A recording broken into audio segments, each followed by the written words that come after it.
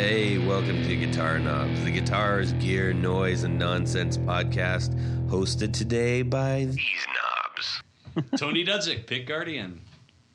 Jared Brandon One Pickups. Zach Oswald. And hey, this is me, Todd Novak. Pleased to have you with us. We are glad you are here. Let's talk about some guitars with this guy on the line. That's you, Rick. Hey, it's Rick Matthews of Matthews Effects. It is indeed Rick Matthews of Matthews Effects.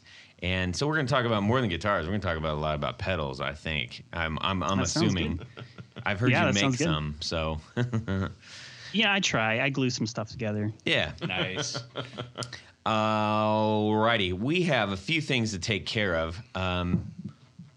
Now, Tony, we're not gonna do our normal thing this week. Oh. I know. He loves doing it. I'm just gonna tell everybody, go to patreon.com/the guitar knobs if you want to support the podcast. Now you can shake the paper. Okay, thanks. Hey, you get your name right on the thing. Yeah. If you See how he is I'm doing this for other purposes because today. I want to take just a little bit of time to tell you about something that we are part of right now. We have a headphone sponsor that I'm just absolutely thrilled about. I reached out to Grado Headphones in Brooklyn, handmade by a family in Brooklyn. They've been doing it for years and years and years in the same little building, and they've got a great story. And I reached out to them and I said, I appreciated your story. I learned about it about 2 years ago, and as we were trying to build the podcast up, I felt like they would be a great partner to have. And so we started a conversation, and we are now wearing Grado sets of Grado Prestige Series Model SR80E headphones. And can I say something? Yeah. Todd, Yes. You have never sounded better than through these Grado headphones. Really? Never. I mean, it's amazing. It is amazing. they're pretty lightweight too. It doesn't feel like you have big, heavy bowling balls on each side of your head. They're really nice. Yeah, they're on here. They've got a really unique way of delivering the sound. I was just telling Jared, we were discussing this right before the show, and with cans, typical cans, you put them on, and it sounds like you have two sound rooms on your head. If you're wearing in-ear, it's sort of like a pipeline directly into your eardrums, both of which have their upsides, and I've got sets of different kinds. When we're talking, we're having a conversation, that can actually be a little weird. It feels a little bit removed because we're all sitting here. These let you actually hear the ambient noise around you, and if you're talking, then whatever noise is coming through the headphones just accentuates that. But when you put the music on, it takes over, and it takes over in this really unique sort of omnidirectional way. The first time I put them on and plugged in, I played some music. I think I plugged in Queens of the Stone Age, and I was just like really, really impressed because I had not actually listened to these before. I believed in who this company is, what they represent, what their story is, and that's where I aligned on them, having not even heard the product. And when I put it on, I was genuinely, really, really impressed. So anyways, our podcast moving forward, we are listening on our new Grado headphones, and we want to just thank that company so much for doing that for us. We really, really appreciate it, and I totally support what they're doing. Absolutely. Amen. Yeah. Anyways, so that's some business for us, and we've got a whole bunch of guitar stuff to talk about. I have a feeling that we have some stories to share about what's going on this week. Gentlemen, shall we do this? We can do this. I think let's do it. Let's do it. Rick, let's hear from you. The people are dying. I can hear them. They're scratching at the walls, wanting to hear you. I thought that was the people wondering how Stop they it. could help support Stop us. it. Okay. Oh man, where to start? Personally, I would just like to throw it out there that I picked up a '60s Supro duotone recently, and Wow. it's been blowing my mind how awesome that guitar is. Wow. So that's cool. Yeah, What's it and look I- like? Tell us about it. That's the 2 pickup one, right? That's the yeah, it's the 2 pickup version. Yeah, Cool. yeah, they're just crazy interesting because they're hollow, right? They're fully hollow and made from acrylic or plexiglass or something like that. Oh, okay. So it's one of the molded body ones. It's like an airline Yeah. guitar. Yes. Yeah, I mean, I got a rust or a scratchy pot on it, and I'm so nervous to take that thing apart just because it literally is 2 halves Yep. bolted together. With and you have to be very careful with the there's like a rubber Yeah, gasket. gasket that goes around between the 2 halves. What would you use Yeah. to clean something like that out, Tony?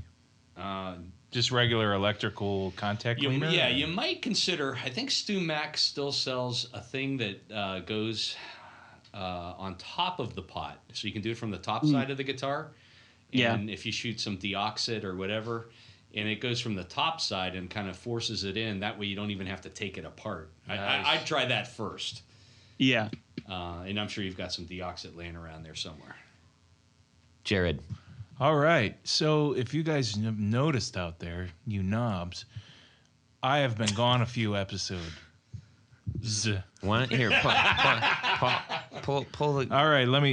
How's this? So, just move the mic, man. It's like a desktop mic. I know. I'm ridiculous. He just likes the contortion. So my wife and I and some friends of ours, we went to Hawaii and was planning on taking a vacation away from guitars and everything and just leave everything back in the mainland. And but that didn't last long because, we would go. You have to say mainland. You can't say back in the States. Okay. So anyway, because Hawaii is a state. Right. Believe me, I've heard that plenty of times over there. So it didn't take long, and I saw a little shop, and it said guitar shop. But you walk in, and what do you see? Ukulele. 99.9% ukuleles. Or as they say, ukulele. Right. But there was this really awesome, like, handmade or boutique-made steel guitar that I saw on a case. It was really, really cool. I think I may have posted a picture of it, but I'll repost it. But that was probably one of the coolest things guitar-wise that I saw while I was out there. And I'd never seen like a boutique handcrafted quality steel guitar like that in my life. It was really something else. It really took my eye. So the bigger question is, did you bring us each an ukulele back?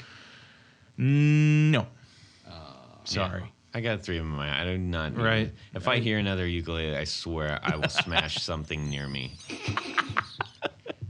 I also Yeah. wanted to point out that the entertainment when I was out there, like, it was all superb. The culture there was amazing, and the way those musicians sing is just amazing. They all have that soft, deep tone. They were all great at playing guitar and their instruments. It was a really good time, and I really appreciated the musical culture they had going on out there.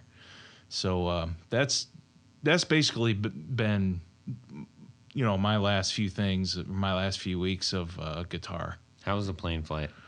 It was very, very long, but I was in a comfort class, not first class, but a comfort class. So it gave me a little more legroom. Mm-hmm. So it wasn't bad at all. I mean, I cannot sleep on a plane, but I have They to couldn't say, put you in the back because they would just be doing a wheelie the whole right way there. Right. We Anyways. would have went off to space. Well, all I can say is you were greatly missed. I mean, the switchboard was lighting up with people worried that you were not coming back. Literally. I mean, we had how many? 30, 40 calls? Right. There's one right now. Yeah, there's one. Somebody's calling. Where's Jared? No, your phone's literally calling. Nah, it's just buzzing. Oh, okay. Anyways, okay, good. Well, glad you're back. Yeah, it's great to be back. I love this stuff. We like having you back. Yeah. Yay. Zach. I guess the most interesting thing I picked up recently. So wait, hold on. Okay, so Zach, Jared. Oh, I'm sorry. Zach Oswald is a good friend of mine. He helps me out in the shop. He also has a really big Facebook group of 11,000 members. A guitar group called Epiphone Les Paul fans or Epiphone guitar fans. Epiphone guitar fans. So he knows a thing or two about guitars, and I thought I'd bring him here and give him a shot on the podcast. Yeah, I'm happy to be here. Thanks, man. Yeah, it's good to have you. I've been a listener for a while now. It's cool to actually be here. Good. Does it live up to all of your expectations? And then some. Yeah. So what's up So with that Martin? yeah, what's going on in your guitar world this week? Yeah, so the most interesting thing is I've been looking for like a Martin D28 or D35 for a long time, probably over a year now. And a couple weeks ago, I stumbled across a deal I just couldn't pass up on an old 76 D35. Mm-hmm. Just one of the nicest old acoustic guitar sounds, you know, big and boomy and loud. I mean, if you like that sort of thing. Yeah, Come on! His first time here. Go on. but yeah, it's just had everything I was looking for. It was just really nice. I wanted an old one. I didn't want a new one. I didn't want to settle for something like that. And I mean, they're nice guitars, but I just wanted that old wood, you know? Yeah. Did it have any kind of history to it that they could tell you about, or? Nothing that I know of. I mean, it's not that old, so. Yeah. A lot of those old ones from that era, they need like neck resets on a Well, I mean, that's just any old acoustic, especially Right. a 12-string. Is Yeah, because they have truss rods, but they're not adjustable, so the strings pull on it, and eventually got to reset the neck. But thankfully, mine had already had that done to us, so I didn't have to worry about it. That's cool. That's always a bonus when somebody's done the work before you get it. Yeah, that's Right. not a cheap job. No. Were there always truss rods in those? T-bars. Okay. So a T-bar is basically a non-adjustable truss rod. So it's a T-shaped piece of steel that runs, and it's supposed to Is help it offset T this. on both sides or just the one? It's T-shaped. Yeah, but I mean, is there a T at the top and a T at the bottom? No, that would be an I. That would be an I. Thank you, Tony. Thank you, Or Tony. number one? Yeah. In Or Todd's world. yes. All right. I can see how this is going to go today. Yeah. I had some crazy business happen. I made a little video, put it out there on the Instagram and the Facebook. I was working on my Gibson Les Paul special double cutaway. I'm glad there's no more names associated with that. It's quite a mouthful. But I love that guitar, and I was getting ready to do a recording of so it came stock with P100s. And P100s are essentially, they look like P90s if you're just looking at the guitar, but essentially it's a stacked humbucker. And for my band use, I didn't need another humbucker guitar. I wanted a P90 guitar. So I said, you know what, where I'm going to put new P90s in here, put Jared's vintage style P90s. We're going to do a custom wind on it. So we're going to do the whole story of winding them all up, and I get to help, so that'll be really fun. But I wanted to make sure that we did a one-to-one comparison recording and share it out on Instagram. So like, here's what this guitar sounds like with the P100s, which most people, if they haven't opened them up and don't know that they're P100s, they probably don't know that they have P100s. So I want to do a comparison of that between some vintage style P90s and just show the difference. And as I was about to do that, I heard this incredibly wild just howl from my guitar. I was like, what the heck is this? And the pickup had actually just like popped up and was smacked up against the strings. And being as that I was running through a Deviever fuzz, which is really mean sounding, it was a little alarming to say. Well, it didn't just do that on its own like a Jack in the Box. You did you bump it or did it fall over? I might have accidentally bumped it. Something. Yeah, I might have accidentally bumped it to where it fell down on the ground. Does that one have inserts, threaded inserts, or is it? It does. Okay. Yeah, so we pulled it up, and it has, I guess it'd be called bushings, yeah? Like little brass bushings. Yeah, brass inside? bushings that are set into the actual body. Okay, yeah. So the screws can go up. But those bushings were attached to the screws. Oh. So they had... So they bushings came out of the wood. Yeah. I gotcha. No problem. Yeah, so when we went down to my friend Chase of Chasing Vintage Guitars and down to his shop, and he set them back in there with some awesome gluey stuff, and now it's good as new. We're going to do a recording, but then we're still going to replace those things. Yay. That Good was choice. my week. That's a good choice. Yeah. Not a big fan of the P100. Yeah, to me they're kind of dark. They're a little too dark sound for like my a humbucker. taste. Yeah. Well, they're just kind of dark anyway. To me they are. Yeah. Yeah. I mean, if I have to go with a noiseless P90, I like the Fralin P90s. Yeah. His design is basically two coils on their sides facing the pole pieces. In my opinion, he's probably one of the best P90 creative guys as far as a pickup guy. I would agree. You know, Shout out to Lindy. as far as noiseless and all that kind of thing. Well, He's even really his good. regular P90s are nice, but if I have a lot of the noiseless, They are nice. They're nice. They're so nice. They're nice. But like on a couple of my juniors and things, I put them in because it's one pickup, so you can't get that middle position hum canceling. So they work really well for that. So nice. It's nice. It's nice. All righty. You don't care about my week, apparently. Well, all right, fine. So let's just say you're sitting out there. All right, let me talk about my week. In addition to fending off all of the stainless steel fret fans out there, Right. you got like rolled on. lambasted, you might say. Well, that's okay. And Yeah, that was as good. I said, It was good conversation. it was, and it's and we good. can thank Florian from Millimetrics for starting Florian. Florian. No, that. He's French. yeah, Florian drives a DeLorean. Hell. but anyhow, I totally appreciate the fact that people have very strong opinions in some cases, and I think it's good, and it was an excellent conversation starter. Yeah. And I think even when we were talking about when we were recording that episode, I said we're going to get some pushback on certain things. And, when it comes to necks and frets and wood and finish and you name All it. those things. People like what they like. I mean, that's And just people the way like it what is. they like. And I totally agree with most of the people out there that said that they just love the life that they get out of their frets with stainless steel. But I still stand by my opinion that they're harder to work with. Most techs don't like working with them because they chew up tools. And so I'm going to stick to my guns, but I respect everyone's right to choose whatever frets they want. Amen.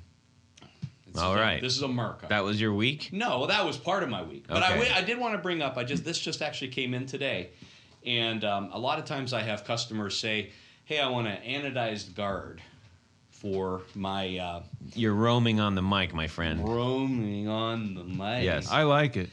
But it's kind of a phase. It's a new phase effect that I'm working on. Yeah, that's terrible. All right, he hates it. But anyhow, so there's a company called Tone Guard that I've oftentimes referred people to. They're the only company that I know of that does aluminum anodized guards. Not something that I do, but I always refer people on if they have something odd. What are they called again? They are called Tone Guard. Not Tony Guard. TONEGUARD. And I don't have the capacity to work with metals. It's a different set of tooling. And then the anodizing process itself is something that I just don't delve into. But the good news is... So just for our listeners' purpose, if you're wondering, like, if you're not familiar with what anodizing is or anything like that, think of the J. Mascis model Squire. Yeah, that's a good example. It's like... It's sort of a colored aluminum. Gold color aluminum. Yeah. Old 50s P-base. Or bicycle parts. Or bicycle parts. Yeah, or Kelphalon cookware. Yeah, there's many things. My wife actually Anyways. works for a company that anodizes Anyway, aluminum. So the good news this is isn't the Anodized podcast. You're talking about anodizing. Go ahead. So the good news is, I received an email. In addition to making my own guards, I am a WD as well as all parts dealer, and WD Music Okay.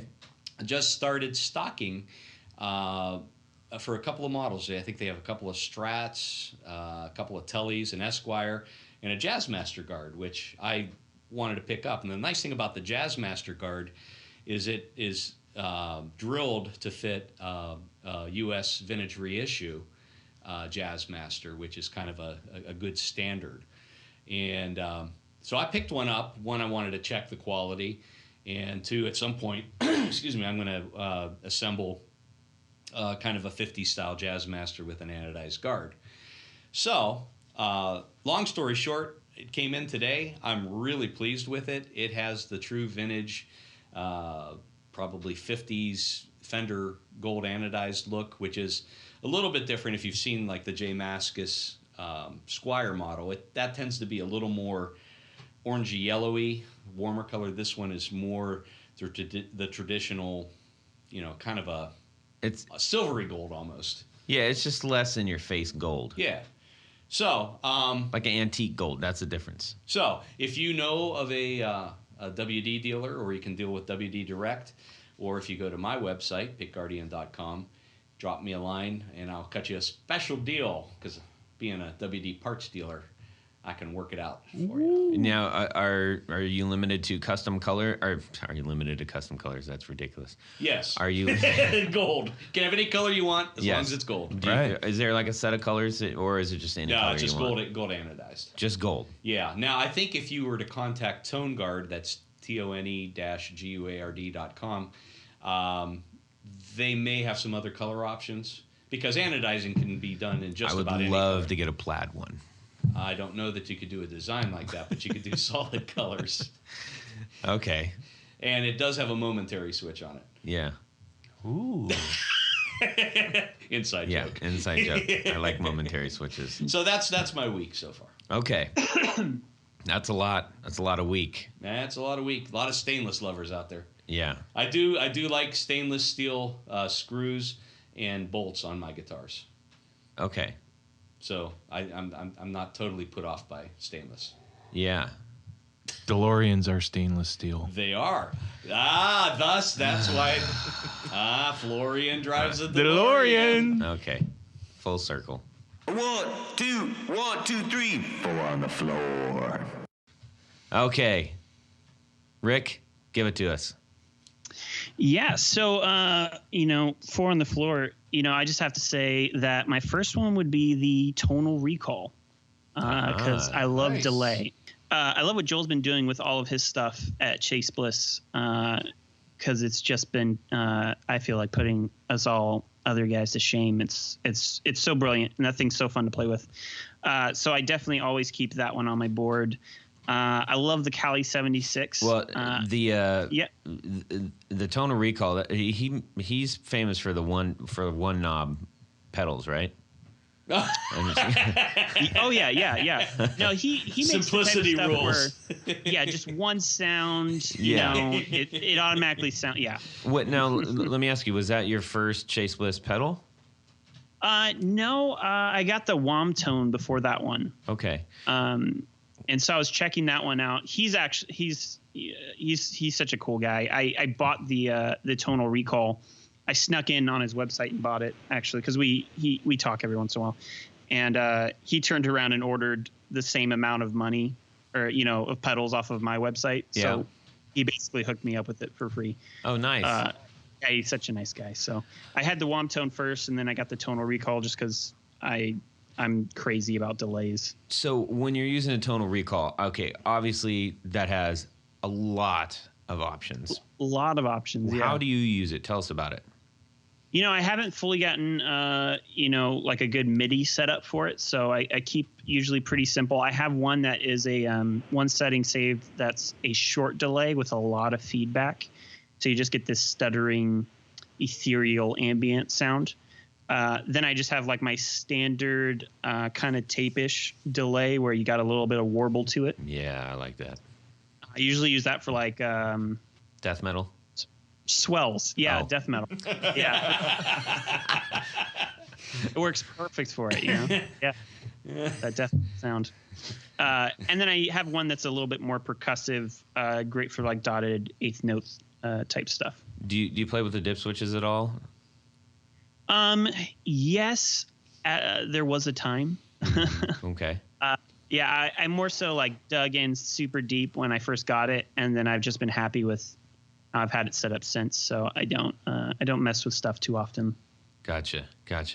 Okay, cool, man. Good first choice. Yeah. What you Right, got yeah. next? Yeah, so next is Cali 76. Mm-hmm. I love that compressor. Got the big transformer version.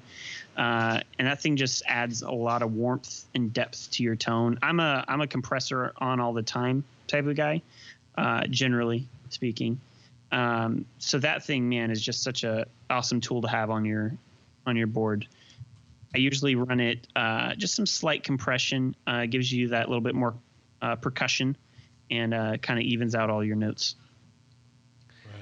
Right. So, is that? Do you have other pedals from Origin or?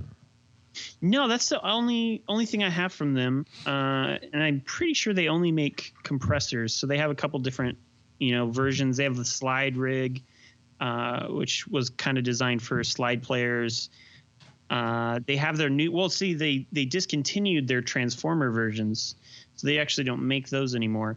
And they got their compact series, which is a silicon version of the input and output buffers, which are supposed to be great. I haven't gotten to try one out yet, but they're supposed to also be awesome and save you a lot of room, because the big Cali 76 are huge because of those the big transformers that they have in them. Mm-hmm. So I haven't gotten to try out any of their other stuff, but I got that thing, and it blew me away compared to the other compressors that I had at the time. So, what about that? Because I mean, if we're talking about compressors, obviously you can geek out about the littlest things on any pedal. When it comes to compressors, I mean, to a certain degree, I think people view them still as utility pedals. So they're not buying it for like the magic that it has, necessarily from a sound output kind of thing. I mean, yes, it does affect the output, obviously, but it's not doing some wacky thing that you can only get with that pedal. Compressor pedals typically don't have extra buttons on them. They've got the pedals that control compression for the most part. So what about the Cali 76 is making you stick with it? I think for me, the big difference was the transformers, because even if you're rolling off the compression, the transformers alone add a lot of warmth and life to your tone. That's a great point. Yeah, so they add a nice color that you're not getting without those transformers. And like I said, they have the compact version now, which is, I mean, obviously I don't know the exact circuit, but, they moved to a silicon based or, a solid state version instead of using transformers so they could get it smaller. But so you have the big one with the big black knobs on it then, right? Is that what I'm getting? Yeah, and it's huge. I mean, it's bigger. It's like bigger than a Strymon pedal, so it takes up a lot of space on your board. Right. But it's only, it's very simple. It's got three controls on, I think. And then it's got your meter on it, so you can tell how much compression and how hot a signal. That is cool. I like that meter on that pedal for sure. Now there are a handful of different ones with subtle differences. There's one with a 60s style FET compressor. There's the there's the analog FET. There's a whole bunch of different ones of that model. Do you know which one you have for the audience? Oh man, I'm not sure actually. I snagged the maroon kind of like limited edition run they did as when they announced that they were stopping making the transformer version. Right. So they came out with this batch of maroon ones, which I believe was just the standard Cali 76. but yeah, they do have some different special versions. That's that right. Use special, it's the Cali special 76 transformers. standard limited edition reissue. Yeah. Yeah. With the maroon graphics, just so everybody, if they're looking for it, if they're at the computer or whatever, and they're looking for it, that's which one it is. And it's great because it's got really low noise. I mean, that's a big thing for me with compressors is I hate getting a compressor and it just being really noisy because it's not very usable. It's interesting because this one is based off of a studio compressor.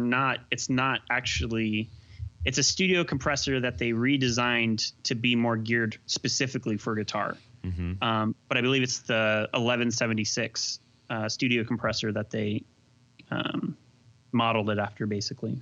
Interesting. So you said you use compressors pretty much all the time. Yeah. What other have you tried other brands models? Yeah. So I mean, I've done the Dynacomp. I've done the Walrus Deep Six, I believe it is. I've got the Petty Drive compressor right now out also, which I do like. It's a good compressor also. Oh man, I've tried a couple more, but yeah, I used to really love the Dynacomp. Yeah. And MXR. which is a great, standard compressor. Even if you don't use it all the time, you just want to add, some compression to your board. That's a great option. And I feel like compressor is one of those things that I've been super into, but I still don't. I'm not like an expert on compression, the whole topic. So I'm super particular without even necessarily knowing what I like or dislike. It's just like I can play it and be like, I don't like the circuit. Yeah, you know it when you hear it. Yeah. Yeah. Compression is one of those unique things for me that I've never gotten super deep into the circuits. I've built them before, but I've never gotten super deep into them. So it's one of those things where I'm like, I like it or I don't like it. Yeah, I play a lot of Rickenbackers, and so I use the Jangle box quite a bit. One of the old ones, and it really does bring a Rickenbacker to life. I mean, that's a great pedal. A good compression pedal can bring so much dynamic and life to your tone that you. It's one of those things. It's kind of like well, I won't make comparisons, but it's kind of like one of those things where you don't realize what you're missing until you've experienced it. Yeah. Yeah, and it's weird because I think people are compression users or they're not. Yeah. It's kind of the same thing. They either like it or they don't like it. And sometimes it's because compression can get really complicated and they don't know how to dial in a good compression tone. Yeah. I think that's a big problem, is just a general, understanding of how compression works on guitar. And then some people just don't. It's just not their thing, which is cool. Yeah. We did an episode on compression called Compression 101. It was one of the earlier episodes, actually. And it still is one of the most downloaded ones. And I'm sure that we didn't cover off everything. But we had a guy who basically, he's a mastering engineer by trade. So he definitely knows compression, and he dropped a lot of knowledge on us for sure. So if you want to listen to more about compression, go check out our website, and you can find that episode. All right, number 3, what do you got? Which episode is that? Which number? Oh, my gosh, I knew you were going to ask me that. 30-something. I'm going to guess it's like 30-something. No. 40-something? No. 20-something. Are we taking bets? Are we? Is that what we're doing? It was shortly after my right? episodes, actually. After the pickup episodes. It's an early one. Yeah, it's after the pickup episodes. I know that. What number was that? I don't remember. No, it isn't. I'm going to say 21. That's a good number. It is number 22. Oh, no, just kidding. It wasn't 22. It was number 29. Okay. Yeah, it was. They were great episodes. Chris Graham. It was actually right after you, so no, just kidding too. Yeah. Anyways, okay, number 3. Anyways, oh yeah, number 3. So I'm gonna go with the Boss ES8, just because it's kind of like a foundation thing for me, where I just love doing. I love the freedom to do a lot of different routing and order switching and doing polarity, not polarity, but parallel or Parallelity. yeah, parallelity or in series. You can change a lot of stuff just by going into the menu and not having to actually rewire my entire board, which is really nice. Right. That's a new pedal, right? Yeah, I mean, I think it came out it's about 2 years now. So by new, I mean old. Well, I know. It's been out. I know they just released a new one. I'm trying to remember which number it is. They have the one that has the built-in effects. Yes, and I forget what that one's called. It's something 5 though. I think it's letters and then 5. Yeah, ES5. I don't think it's the ES5 because the ES5 is the 5 switch true bypass looper. But this one, it's like it's 2 letters and then it's 5 or something like that, and it's a true bypass looper, but it also has built-in effects, which is a cool concept. Yeah, but let's talk about yours. Yeah, if you're into that type of thing, then it's cool, I guess. Yeah, we need to do an episode actually on switchers, because that's another one of the. I like tackling the dark arts of guitar stuff. The voodoo stuff. It's a deep cavern that you can get really lost in when you start adding MIDI and presets and all the different stuff you can do. But it's a lot of fun. Yeah. So, how did you get into this particular one? Tell us why you stuck with this one. Well, I'd always done, true bypass loopers I made myself, and I made a digital one, but there was just a lot of extra functionality on this one that I was just kind of being lazy. I didn't really want to do all the programming, and because I like to I build what I like. And so there's very few things from other brands that I consistently use just because I know the sound I want and I just make it for myself type of thing. But there were so many extra features in this one that I just didn't want to spend the time or have the time to try to figure out and program and all that stuff. So all the extra functionality of changing the order of the loops digitally, and by digitally, I just mean digitally controlled. It's all analog. But being able to control that and put 2 different loops in parallel, which is really cool when you start doing with like overdrives and fuzz, you can put them in parallel and then they get mixed back together. Controls over your mix gain on the output and the input on those loops. The MIDI functionality, tap control, all the extra stuff you can program into it. There's just a ton of stuff. And then I also wanted something, because my pedals, especially my newer ones, have a alt out jack. So I wanted something that people either were buying or already had, that I could be like, hey, you can use this and it can control our pedals and change states and do these different things. So it was half and half, kind of that type of thing. Cool. Yeah. All righty. Let's have number 4. Number 4, I'm going to cheat and go with another delay. I'm going to go with the Electro-Harmonix Memory Man. Really? Yeah, and it's just hard to pick because I like running multiple delays. And although the tonal recall isn't based on the DM2, for me, it's closer to the DM2 than the Memory Man. So I like to have another delay, and the Memory Man just has such a unique sound compared to the other ones like the 89 and the DM2. And so, and I can't even pick a specific one. I just got a 70s basic one. But there was a time where I basically got to go crazy.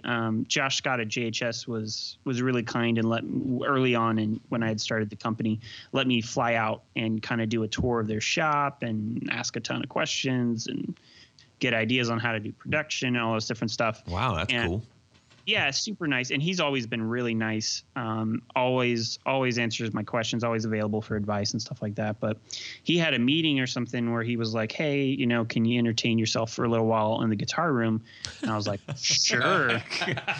No. Yeah, right.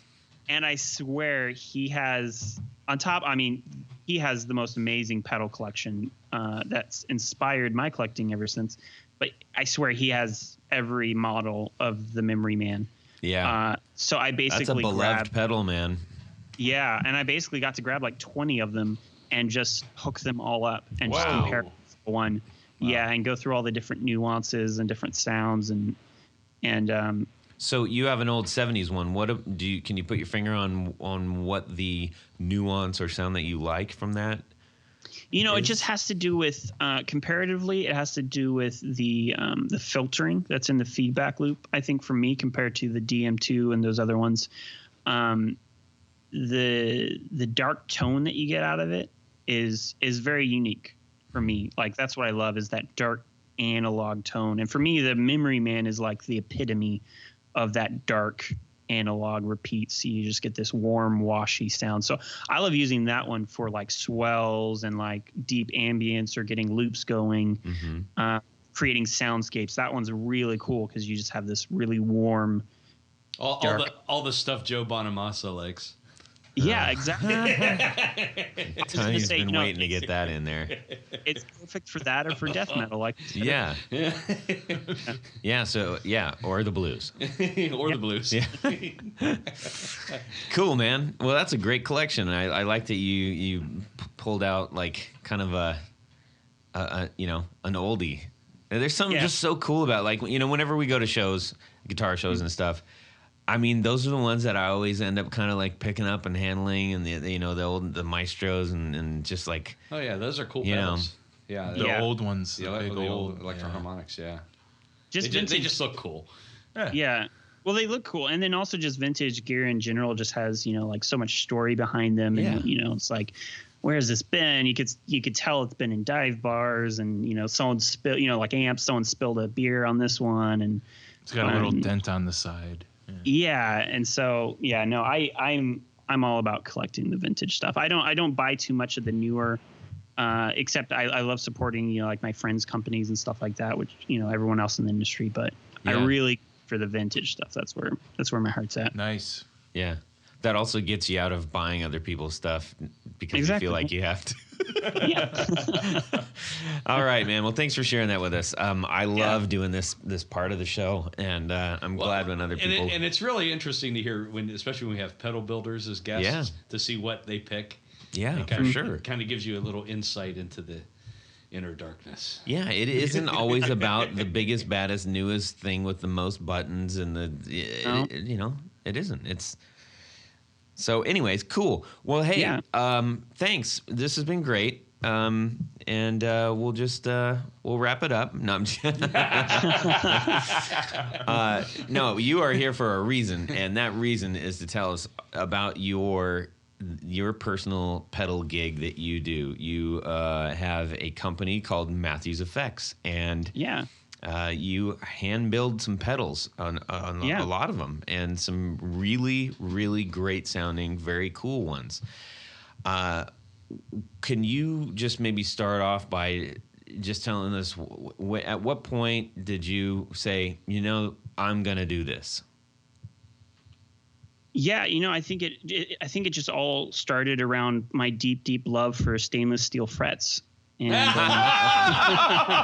excellent. And Joe Bonamassa. All the jokes are on the table now. I just had to throw that in there. Nice. Yeah, right. no, it was one of those things that I honestly just kind of fell into. Like anyone else, I grew up wanting to play guitar because I saw Back to the Future. Yes. And I wanted to be, play Johnny Be Good. Sure. I think there was a DeLorean in that movie, wasn't there? Oh my gosh. It all comes full circle.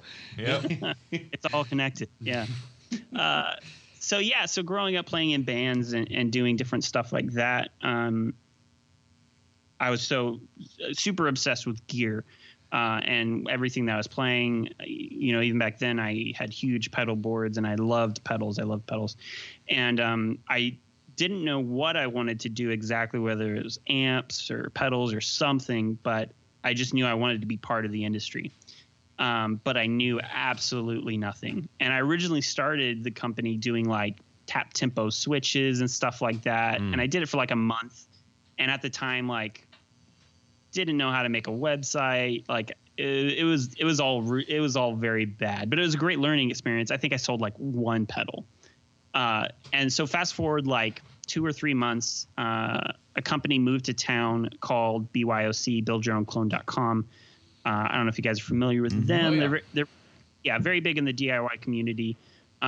Make some great products. Well, they were hiring, so I was like, hey, I'll throw it out there, see what happens. I ended up not getting the job, which was super sad. But a year later, they were hiring again, and they brought me on. And so I was super, super lucky. Keith, the owner, mentored me, taught me a ton of stuff about guitar pedals. And I loved working there. It was a great place, but I didn't really have any like creative freedom. And so I was like, hey, do you mind if I start kind of doing my own thing on the side? And he was like, sure, go for it.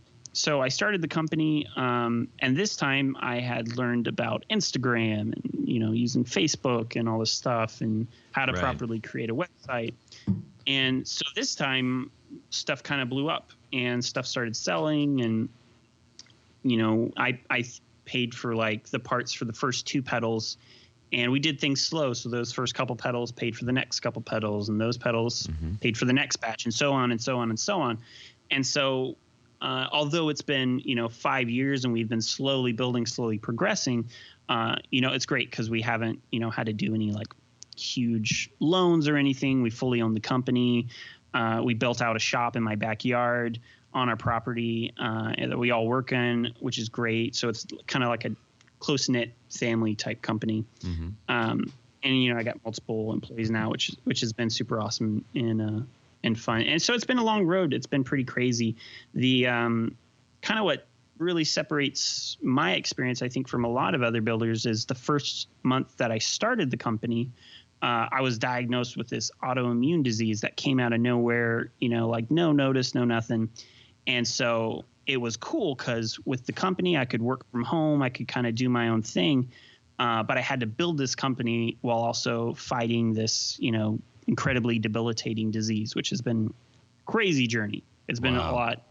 It's been interesting is the nice way of putting it. But and just for the record, for those who are listening, at this point, if you're listening to them in chronological order, you will have heard the episode with Lollygagger in which we talk about the state of guitar, and that Sean pinch hitted for us because we originally had this episode scheduled with Rick at that time, but he fell very ill very quickly and wasn't able to do the episode. And quite frankly, I'm surprised but very happy that you were able to reschedule as soon as you did.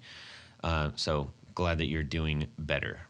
Yeah, and it worked out good because I'm having a major surgery in 3 weeks. So everything should go well and everything. Calf implants aren't major surgery. Let's just. I mean, come on now. I'm getting stainless steel frets. Nice. So yeah, no, it's been quite the fight, but I'm really proud of what we've been able to do with our products. My design philosophy, and this is also why we've never done like a compressor, is if I'm going to release a product, it should be something that is unique or does something different than what's already out on the market. Because I don't want to be building, clones. I don't want to be building the exact same stuff in the exact same way other people are doing. From a business standpoint, it just doesn't make sense. And then also just from, my philosophy, I don't, I want to be contributing to the community, not just a fly on the wall or, make a quick buck here and there, and then, the company disappears in a year or two. So, and that really kind of started with the conductor and the astronomer, which is kind of, if you've seen our pedals, they're a little different. Our bypass foot switch is offset to the left, and, our second switch on like the astronomer is set, up towards the top of the pedal, kind of midway, which is kind of, different than what's out on the market. And when I was doing it, I was like, this is either a really good idea or it's a really bad idea. I don't know if people will like this or not, but, we launched the astronomer, and that really has become kind of the flagship of our company. It's really taken off for us. A ton of people have started playing it and enjoying it. So it's been it's been fun. Yeah, and you just came out with a series of hand painted astronomers. Yeah, we did some hand paints last year with a really talented local artist, and so she did them last year, and they were really great. People loved them, and ever since people have been asking for more. So we just did one a day for the last 10 days. We were releasing one a day. Yeah. We were able to catch her. She goes to school in London, which is like crazy, and so she always flies back for a couple of weeks to see family and stuff. So now we're gonna try to catch her every time she comes back to do some more hand paints. That's cool. That's they're really really neat. good, great looking pedals too. And that's one of the great things about pedals is that there's the collectability of them is just there's such a high factor for it in just little ways. And I love when a company will decide to do something just like that. Like, hey, look, we don't have to come up with an entire new line to do this, but like just every so often you just do, I mean, Zvex obviously built an empire around that. Yeah, they pioneered that. Yeah. Yeah. So let's see. You started off with your astronomer and the architect, and I like where's it going? Where did it just really start to blossom from there? Like what? There's usually a tipping point in which you like go like this, and then blammo. Yeah. So I mean, we had multiple products before those, and we were a company for about 2.5 years or something like that before we came out with the astronomer. The astronomer was really the tipping point for us, because before that it was like we were selling units, but it wasn't enough to pay doing it full time, or let alone to pay someone else to do it, or be a part of the company. And then we came out with the astronomer, and I think just the wow factor, the uniqueness of it, and how different it was from all the other shimmer reverbs on the market, really allowed it to blossom, because it fit a niche in the market that wasn't being tapped. And so, and basically what I mean by that is the astronomer is a 3-knob pedal, but it's got 6 knobs. And so what's unique about that is it's the same controls basically twice, and you can switch between the different rows. Kind of like an analog version of a preset. And so having something that you don't have to dive into menus or read, this thick manual to be able to understand, it's super intuitive. You can see the knobs, you can change them on the fly, you can jump between them on the fly. It's really easy, really resonated with a lot of players. And so that was the tipping point for us, where we just started, really, I don't think we've ever been ahead in producing them. We've always been catching up. That's awesome. So we've been super lucky with that. One thing that you mentioned was, obviously, and I applaud this effort. I think there's a lot of builders out there right now who have the same sort of methodology. I mean, Mike from the show, Mike Trombley of Red House, he's got the same thing. Like, I'm not going to put something out unless it hasn't been put out before. For the most part, I think that's what he's been doing. And now, with that philosophy in mind, which is a great one, you have 4.5 overdrives, right? Yeah. So how hard? Tell us about with that philosophy. But you have multiple overdrives, which is arguably, the most crowded market for pedals. How did you wiggle your way into that with this philosophy? Yeah. So, for instance, let's start with the Architect. So the Architect is a Klon-based circuit. And so we took that and we wanted to do some unique things with it, or at least do things that weren't already being done in the market with it. And so we, as far as I know, I don't want to say for sure, because, you can always be wrong, but I'm fairly certain we were the first one to do a full 3-band EQ on a Klon circuit. Gotcha. Which to me seems no-brainer, because the people who either like or dislike a Klon circuit, it revolves around the mid response. And so having full control over that seems like a no-brainer. We also added some different clipping options and just giving you some variety with the circuit. And then and then we have other examples like the cartographer. And so what it is it's a parametric overdrive. And it's heavily inspired by an overdrive from the 80s. But nobody's really doing parametric EQ with guitars. Parametric EQ is like a standard thing in mixing or pro audio. Right. But it's not something. Tell us a little bit about the parametric EQ, real quick, for the listeners who don't know. Sure. Yeah. So parametric EQ. So your sound, right? You have a spectrum of frequencies from 0, to whatever, and guitar falls into this certain. I forget the actual top frequency that guitar falls under, but a normal EQ, so let's say a treble or a mid or a bass, only lets you adjust these certain frequencies in that spectrum, and it's multiple frequencies, and you're either boosting or cutting them. Right. And what a parametric EQ does is it lets you sweep through those frequencies, so you can pick any frequency, and you can either boost or cut those frequencies. And so what that lets you do is adjust your tone and your sound in a very precision way. If you're playing, I love it for multiple guitars because, one guitar might be a little trebly on your amp, whereas your other guitar, like say, let's go in between a Telly and a Les Paul. Yeah. Your Les Paul is a lot more boomy. Let's say you're switching to your Telly, but you don't want to switch up your amp or anything. Having this where you can just click that on and adjust those specific frequencies. Yeah.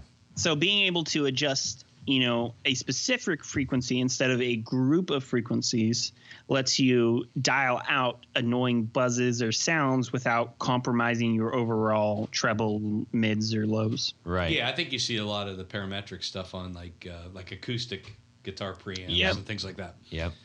Dial out those howling frequencies. Yeah, or Exactly, or just on alternative, just parametric EQ pedals. There's not a lot of them out there. There's only a couple, but so if you still don't know what we're talking about, think GarageBand or Logic.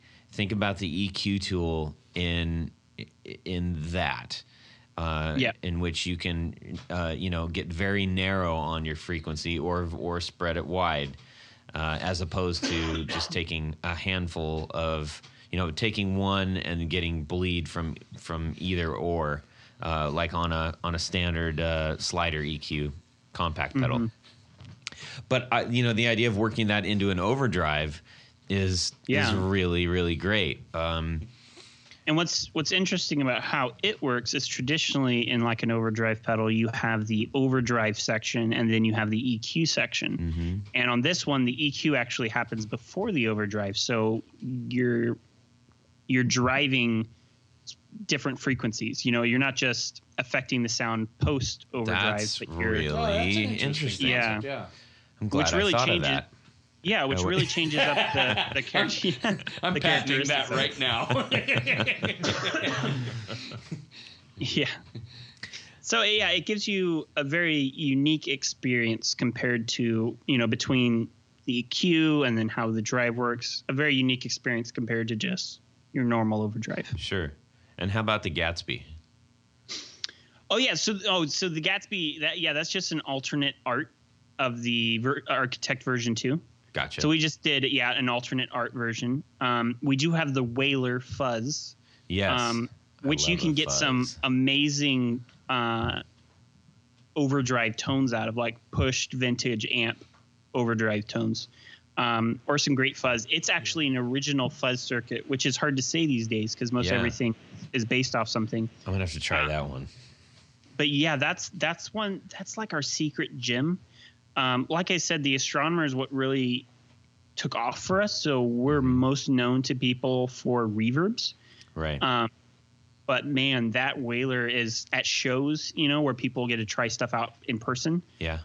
People go crazy for that Whaler, which is fun. Are you trying to tease me right now because I like fuzz or what? I'm trying to entice you. Yeah, I'm gonna have to try that thing out. Yeah. You were wise to say, all right, these should have very specific things tonally or effect wise. There's a continuity to it. There's a continuity in your artwork, and as well as the you have interesting names for the pedals. Where did that all stem from? Yeah, that came from mainly from back when, because I haven't been doing it too much the last couple of years, being busy, but being in bands and writing lyrics and stuff like that, I was always conceptual. And so when I did the products, I wanted the products to inspire you both with the sounds you got out of them, but I also wanted them to kind of be inspiring with the names and the concepts. There's just certain words that invoke images in your head, so like a whaler, for me, I just think of, these big ships and stormy weather. And then I think of all the songs that revolve around the ocean and stuff like that. So that's kind of our standard, is every single pedal is like a profession or a occupation or a name. Like we used to have a pedal called the Scoundrel. So basically names or titles and stuff like that, basically stuff that invokes you. How about the pickguard maker? Yeah, exactly. You know exactly what they're talking about. The pickup maker. Winder. The winder.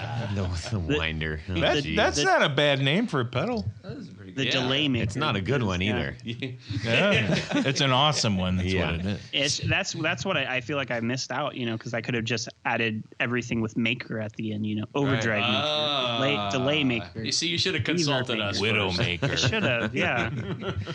So, Rick, you came up right at the absolute, some might say the sweet spot, the early curve, but not too early, because there was a lot of people that were just a little bit too early that kind of it never caught. Yeah.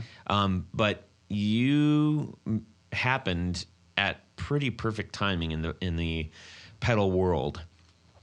Yeah. I was. Yeah. Sorry. Go ahead. As you did that, and as you are sitting in it right now, currently, I would love to know what your thoughts are as far as a person like yours role in the pedal world, where you see some good things or some bad things, where it's going. Like, let us in on that. Yeah, I mean, it's a fickle market. It's a constantly changing market with people constantly changing their taste and whether they're pro stainless steel frets or against stainless steel frets. It's constantly changing. So I think,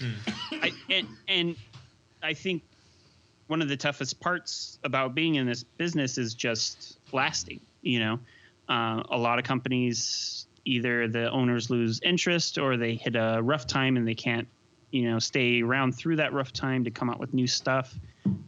It's tough. I think it's also really important to be listening to the community and what they want. I try to be really flexible on, like this pedal isn't resonating with people. Let's do something different. Let's pull it away. Let's focus on this.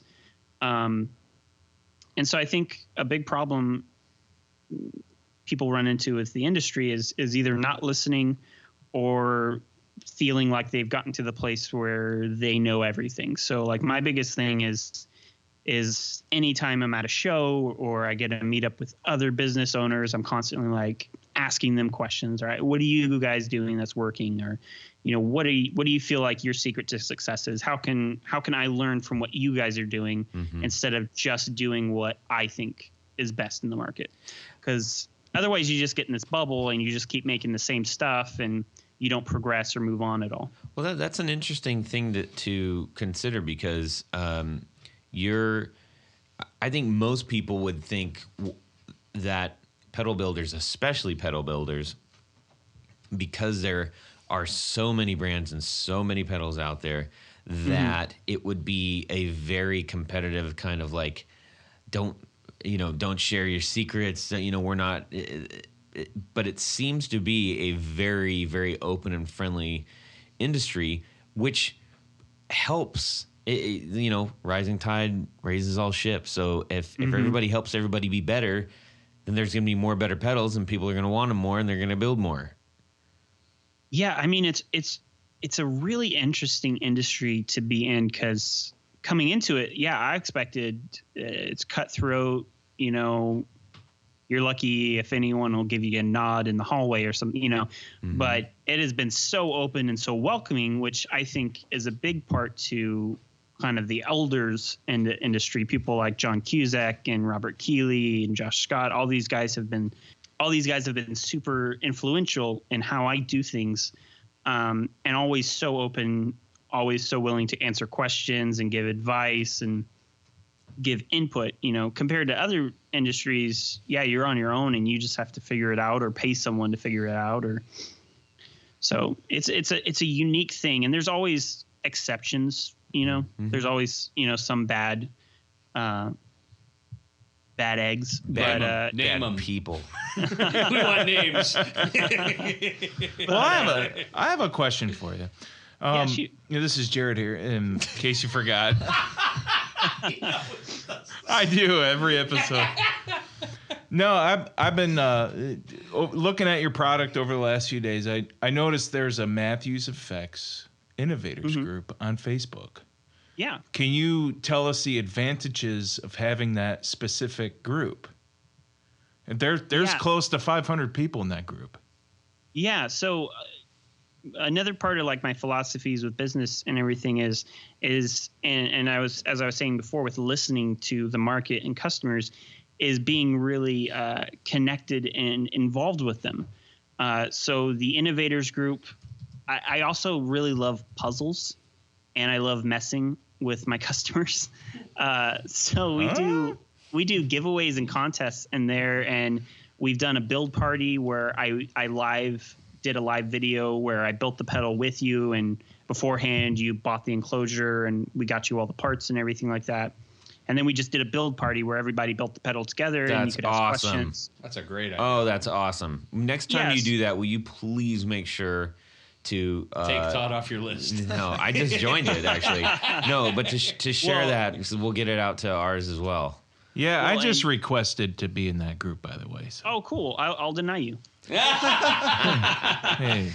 He's fitting come on, right man! in. I use love stainless steel frets now. Come on. That's his. Yeah. That's the question. His name. You gotta answer to get into the group. Stainless. How do you feel about stainless steel frets? Stainless Jared. No, you'll be really interested, because the last one we did was a boost, a really, really simple super hard on bass boost. Right. And the next one that we're gonna do is a really simple fuzz. Oh, so yay! Nice. I'm in. Yeah. So I have my artists do the artwork, and we basically do a professional level enclosure for you, and then you get to have fun, building it. You get to ask questions, and then if you have any trouble building it, like say post, or you weren't able to finish it or do it during the build party, you have a whole community of people who also built it, or you have the live video, which you can go back and rewatch. That is such a great idea. This is the group I mean, this is amazing. It's really fantastic. Yeah. So let's make sure that we get clear. So if you go to Matthews Effects and you click on community, you will find it. Or you can go to Facebook, Matthews Effects Innovators, and then it's right there. What a fantastic thing! Yeah, you don't have to go to the instruction book every time. You could just ask somebody else on the community. Yeah, and then there's tons of people who I'm very lucky that we have really passionate customers who love the products that we make and love talking to other customers about how they use it, or posting videos of them playing with different products. So even if you're like, I don't have any of these products yet, it's a great place to go in and get some feedback and ask questions and stuff like that. But yeah, I love doing stuff like that, which is perks just for that group. You have to be in the group to get them. When I started the group, you got to sign up for this list, and it wasn't really a list. It was just, if you joined the group, you got to give your address, and we sent out buttons and stickers and stuff like that to everyone who entered it was like the first couple hundred or something like that who entered the group. And so doing just giveaways and stuff like that, where people are connected and get to just have fun with like-minded people is a great way for them to feel like they're a part of the brand and not just a product that they buy. You know, they get to feel like they're absolutely. We get a lot of comments about brands that do that. We get people, hey, I'm Rattlesnake was one of the ones that still comes up. Hank sends out all kinds of little stuff, and you get a little pad of paper, and it's like, man, this is cool. You don't have to do this at all. But now I'm in on the brand, not just the product. And most people, because this is a passion product, it's a passion, it's a hobby or whatever you want to call it. That we want that like in spades. Yeah. It's not like detergent where we have to use it. Yeah, Jared, we do have to use that. Thank you. So, man, that's really cool. I'm so glad that we talked about that. Now, moving forward, the pedal industry. Yeah. Give us. I know you don't have a crystal ball per se, but maybe that's a new pedal thing. The foreseer, the soothsayer. Oh, those could work. Oh, that's a great name for a pedal. I'm writing that one down. You can have it. Soothsayer. Oh man. Yeah. Yeah. I mean, like you said, it's a fickle market and constantly changing in the directions it can go. The way I see it is you either need to be really adapting to the changes in technology and trying to be a pioneer instead of just a follower in the market, or you need to like hardcore adhere to traditional vintage rules, right? So you either need to be forging new ground, or you need to be like the one who's like the epitome of vintage styling and vintage parts and quality and how they used to do things. Because that's basically how the market is split. You have the guys who love and stand by how things used to be done, or the ones who want a product that sounds good and adds all the new features or creates new features that they didn't even know about. Yeah. It's interesting. We were talking about some of the big box stuff. There's not a lot of people, even like most people that are doing like throwback or vintage style. It's still in a very modern. We're starting to see a couple different enclosures, a couple of slant boxes and bent slants and stuff. But I'm assuming it's just a cost prohibitive thing to like go back and kind of redo some of those wonky boxes that because I mean, unless you want to buy 10,000 of them. Yeah. So you either need to be able to make them yourself, or have a local friend who gives you a really good price on bending the steel and stuff like that. But I mean, it costs a little bit more, but also you see the guys who do like the super vintage traditional germanium transistor. Excuse me. Yeah. But the way I see it is, I would rather be on the advancing side of it rather than the strictly traditional, because the strictly traditional side, I mean, kind of like you were saying with the enclosures, is only ever going to get more expensive to produce, because like vintage germanium transistors, there's only so many of them playing in existence, right? Yeah. I mean, NOS, new old stock stuff from the 70s and 80s is only going to last so long. Yeah. And the less there is, the more expensive those parts are going to become. Yeah. And also, it's really going to be interesting to see how the industry changes. I don't know how fast, 5 years, 10 years, 15 years. But a lot of the traditional parts, like through-hole components that builders use that kind of allowed the smaller DIY community to grow so much are getting discontinued, because basically all other electronic industries revolve around the cell phone and pro audio, not so much pro audio in the sense of music, but like audio and speakers and cars and stuff like that, because all of those are where they're selling millions and millions and millions of stuff, and we just adapt stuff or it's applicable to us. So as those things are getting discontinued and those companies are all moving to surface mount and smaller components and stuff like that are really either really annoying to do by hand, or you just can't do a batch of 50 pedals by hand in a timely manner with those components, it'll be really interesting to see what happens. Because I mean, the whole DIY or smaller pedal builders could completely disappear. Yeah. So it'll be interesting to see in the next 10, 20 years what the market is actually going to look like as far as pedal builders. Yeah. That's a really, really interesting point. And certainly the wave of, I mean, I'm one of those people. It was like I got into building them late, and I've only done a couple, but I absolutely love it. I just wish that I had the ability to design the actual board, The PCB, yeah. Yeah, and I don't mean to actually design the physical board, but design the sound of it, because otherwise you just have to get somebody else's thing. You just gotta get a breadboard and just jump into it, man. Yeah, I do. Yeah, because I really like it, but I'm gonna do this for. I'm gonna let you guys make the good stuff. All right, man. Well, hey, I thoroughly enjoyed talking to you. I feel like we got a really great insight into the Matthews Effects brand, and I hope everybody who's listening feels that way as well and are intrigued and will go out and check out the Matthews Effects pedals. There are some really great ones out there. Now, why don't we do a little something? How about... Depends on what that something Well, entails. I'm going to go ahead and suggest we do Would You Rather? All right. The Velvet Smog. Yes. Okay, we've got a very interesting one this time. All right.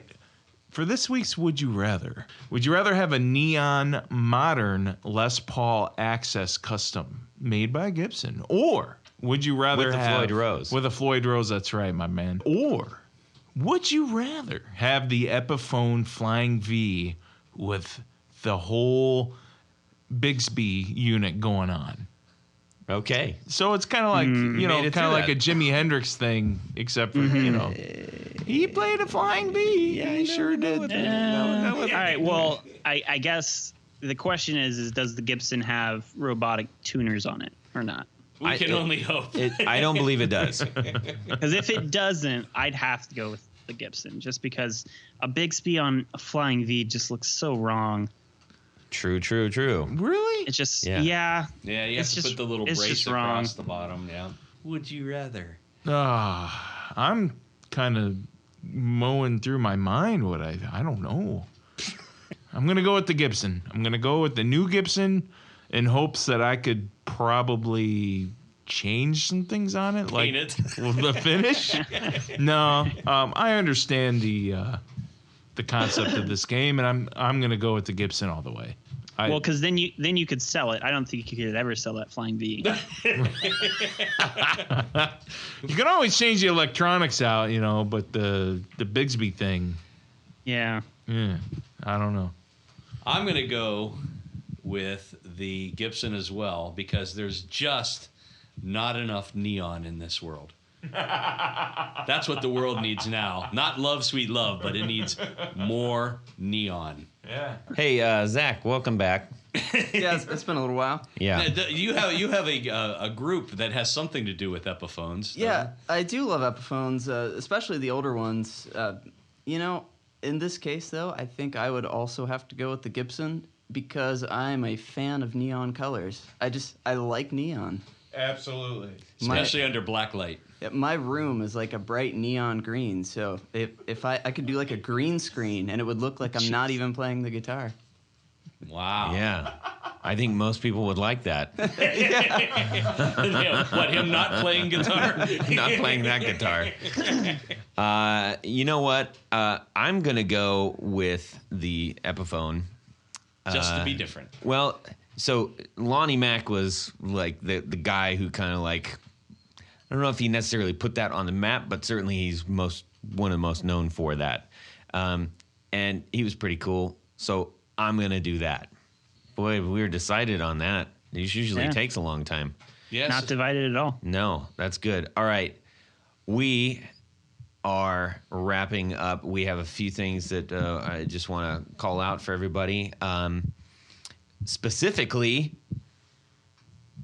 the people that are helping us out. And welcome John Daly, a constant contributor to content. No, to content on our Facebook group. That's and right. Elsewhere, he's always chiming in and is great. He's got great things to say. Thanks, John. So he is now an executive producer. Welcome, my friend. We also have Robin Smith, Derek Fitzer, Pete Marshall, Carlos Mancha, Matt Brammer, David Wolfson, Martin Cliff, and Tom Barazin. If you would like to become an executive producer, head on over to patreon.com/The Guitar Knobs to find out how. And while you're browsing around on the internet doing awesome things and buying stuff and supporting, where can they find you? Matthews Effects is at www.matthewseffects.com. And you got a good Instagram game, so they should check that out too, right? Definitely, yeah. Instagram, our Facebook group, as we talked about earlier. Yeah, I think that's pretty much the main streams that we post on. Okay, excellent. Boys, this has been a good one. I like everybody on the line right now. Absolutely. Don't mess it up when we get off the line. And subscribe! Yeah. It's the Gibson. I'm just gonna pull it up give me a just so you name, can- and so I can just say It's the not name. that easy, man. The Neon Modern Les Paul XS Custom Deck. That's Yep. a I can long remember name. all that. You don't have to remember it. It's right in front of you. Your brain just has to say it. It's got the effects on it. There's no no effects on it. There's no effects. All right. Don't ad lib. Just read.